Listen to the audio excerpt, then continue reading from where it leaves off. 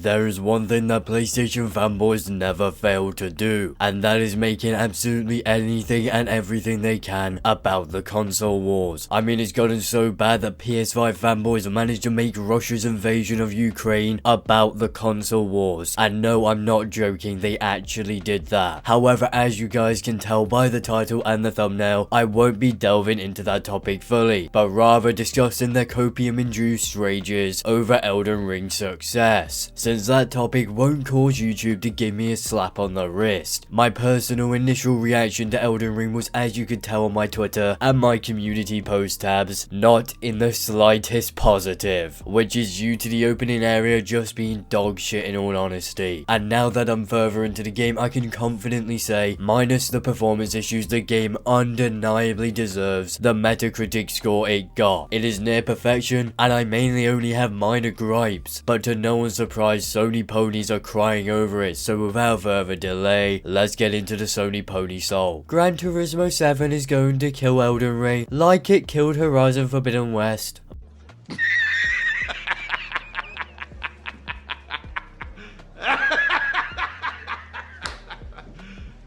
You serious?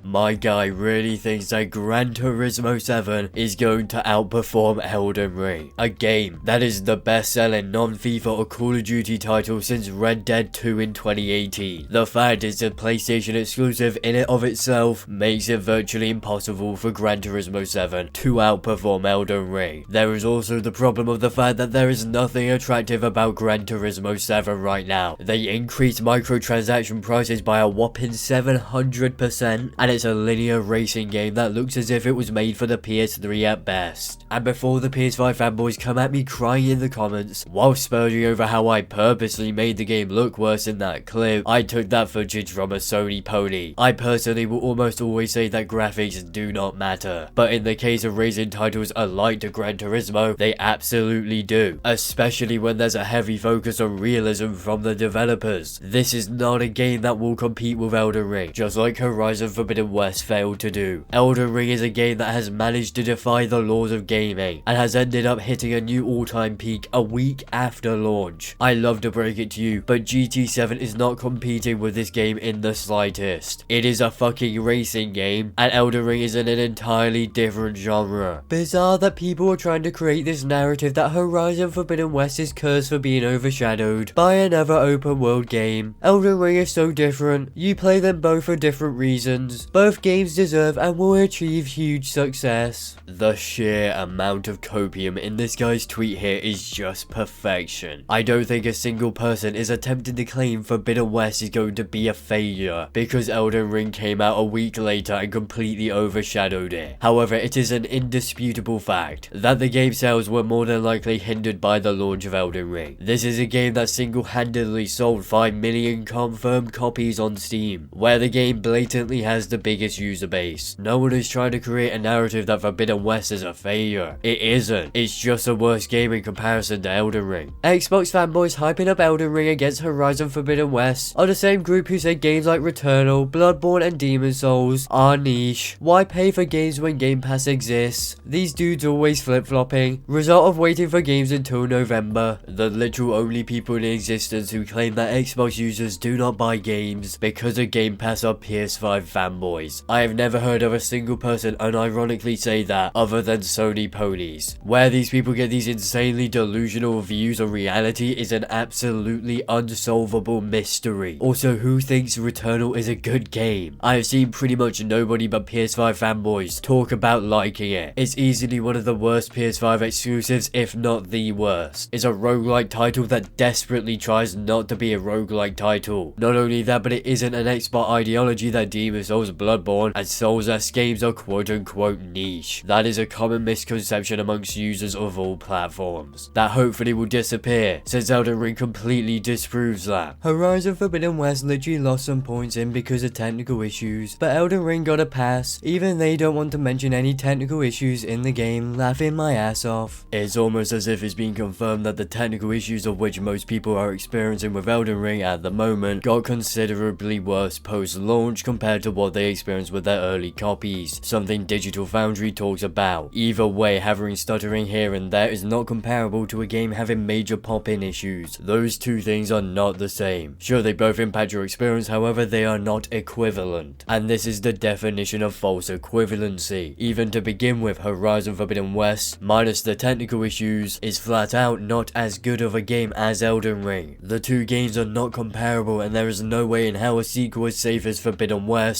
should get a significantly higher score than the original. A game like Elden Ring, which is undeniably drastically superior to Horizon Forbidden West, definitely should not get the same score or be in the same ballpark. Why does Elden Ring only have 47 reviews? Why not 100 plus, like other 97 rated games like RDR2? I bet if it had that many reviews it wouldn't rate that high. Looks like From Software cherry-picked reviewers to send review codes to. Meanwhile, it's getting trashed on Steam. How the fuck are ponies so goddamn stupid they can't grasp the concept of a meme that will forever haunt journalists? Dark Souls 3 Journalist Difficulty Mode. From Software didn't cherry-pick reviewers. Journalists are merely terrified of reviewing any From Software game because of how common it is for them to mess them up and then basically get forced out of the gaming industry purely due to the embarrassment they suffered from their dogshit reviews. It also didn't at all get trashed on Steam for long. It took at most a day or two for the score to achieve a very positive rating, with 82% of reviews being positive. Mainly thanks to the fact that outside of the few performance issues here and there, the game is near perfection. 10 out of 10 game. There are an infinite number of things that fanboys love to do that I will truly never be able to understand the lack of rationale behind, and this is most definitely one of those things. Who the fuck actually cares if plants move around you or not? And who cares if you can cut them down or not? This isn't Ark Survival Evolved, this isn't Conan Exiles, this isn't Minecraft. It serves zero purpose to waste weeks of development time coding in plant physics. The people doing this are almost always the exact same people who, without failure, cry every time someone does the exact same thing to a PlayStation exclusive. Dumbasses did it to Ratchet & Clank Rift Apart, and I can guarantee if you scroll back far enough, you'll see this child molding over it. The last thing I care about is whether or not plants react to me walking through them in a Souls-like. The only thing I care about in these games is how much the game makes me want to kill myself. If it doesn't come close, then it just isn't a good Souls-esque game. 1 hour equals 72 reviews, 7 days 55 reviews. Now ask yourself, why? And who's really picking and choosing who gets review codes and how? The irony of Sony ponies claiming FromSoft are manipulating reviews is downright fucking hilarious. Especially when you consider the fact that Sony recently got caught manipulating reviews via blacklisting sites for giving exclusive scores they do not like. Not only that, a Japanese reviewer admitted they only gave The Last of Us 2 a high score because they were worried Sony would blacklist them. To put the cherry on top as well, microtransactions for Gran Turismo 7 coincidentally released after reviews were published. And I don't think it's too much of a stretch to claim that if reviewers had their hands on the game with the microtransactions in it, then that score would be significantly lower. After all, GT7 is charging £160 for one fucking car in the game. Although review manipulation in and of itself is not at all something anyone should be shocked by, nor think is exclusive to Sony, this isn't even close to evidence of review manipulation. Journalists are simply scared of reviewing games like Elden Ring now, because they typically aren't the best at video games. In fact, they're so stereotypically bad, Dark Souls 3 quite literally had a journalist mode for them. Of course, not many reviewers that use Metacritic will want to review a game from a company that actively mocks them, and has a community which also actively mocks them. Elden Ring sold best on Sony platforms according to GamingIndustry.biz. PS5/PS4 80%, Xbox 17%, and PC 3%. PlayStation has always been the home of Souls games, and the market shows that as well. No, it doesn't show that in the slightest. Those figures you're showing are not proof of PlayStation being the market leader. That would be PC gaming, which Elden Ring actually does show. What you did here was lie about what GamingIndustry.biz said, and then twisted the data via blatant lies. Something I'm not surprised a pony would do. Those figures are for physical only sales, and not only that, they are specifically United Kingdom physical sales. sales. No shit, after you reduce the amount of variables in your analytics enough, you'll be able to manipulate market data to push some console wars bullshit. PC is at this point essentially a fully digital platform. In fact, I didn't even know you could still buy physical copies of modern games for PC. I guess at the very least I learned something new today. Xbox is also a heavily digital platform, so of course when you remove the vast majority of the world's economy and then specifically look at regions like the UK, those numbers for platforms will be reduced. Cherry picking data is not at all a smart way to prove your point. All it shows is how dishonest you are and how much of a fucking moron you are. And if we look at Steam alone, the game has had over 5 million sales. None of the data you shows proves a single one of your points in the first place. And every other piece of data shows something different to what you're saying. Love Elden Ring so damn much, but you can really tell the difference between Sony first party studio audio teams and almost everyone else. I would expect the Sony crew to make this area a lush soundscape that whisks you into these woods. Frogs, winds, birds, muddy footsteps as is. It's just passable. Mr. Madison,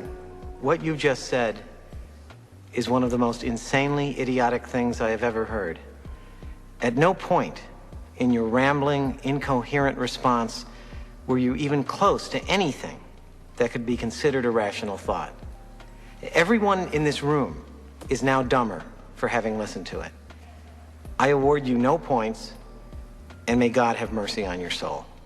If this game was made by a first-party Sony studio, you can bet your ass that From Software would have to once again lie to Sony about what the game is actually going to be. But in all seriousness, the game looks better than most PlayStation exclusives thanks to an amazing thing called art style. It never fails to amaze me how bloody delusional these people are. Does this dumbass really think that hearing frogs, wind, birds, and muddy footsteps are actually integral to a video game? I'd love to be the one to tell you this, David, but that would merely be an entirely pointless distraction here. Not every game needs to have a billion distractions and a billion small aspects to it. And by a billion small aspects to it, I mean a billion pointless ones. Elden Ring is not just passable as you put it. The game far exceeds the likes of Forbidden West by miles, and yet it's missing all of these completely pointless minute details you only hold so dear to you because it allows you to suck the cock of Sony. Want to know why that is? Because its gameplay is vastly superior. The game part of the game is near perfection. That sure as hell cannot be said for the games you are so thirsty over. Now, I personally cannot at all be asked to read as well as respond to any more moronic Sony pony tweets, which means we have finally come to the end of my video. So with all that being said, please do not forget to do all the things YouTubers love to beg you to do, aka check out my Discord server, follow me on Twitter, as well as like, comment, and subscribe. So that I will see you all in the next video.